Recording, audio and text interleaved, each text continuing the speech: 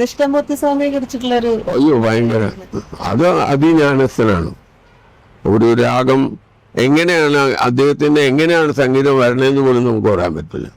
അങ്ങേർക്ക് അപ്പ വരുന്ന ഒരു മ്യൂസിക്കാണ്. ഇത് ഈശ്വരൻ കൊടുക്കണതാണ്. നീ വെച്ചിട്ടൊക്കെ എവിടെ വേണമെങ്കിൽ ഏത് രാഗം അങ്ങേരുടെ കയ്യിൽ വരുമ്പോൾ അതിന് വേറൊരു ഭാവം വരും.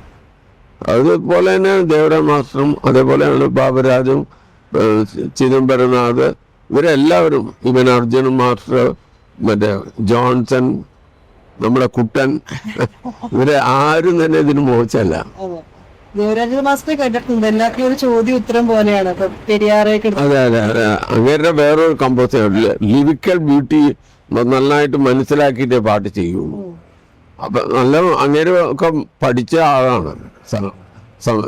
മറ്റേ മലയാളത്തിന്റെ ഇംഗ്ലീഷും ഒക്കെ നന്നായിട്ട് അറിയാവുന്ന ആളാണ്. മലയാളം അർത്ഥമൊക്കെ എല്ലാം പാട്ടിന്റെ നോക്കിയാണ് കമ്പോസ് ചെയ്യുന്നത്.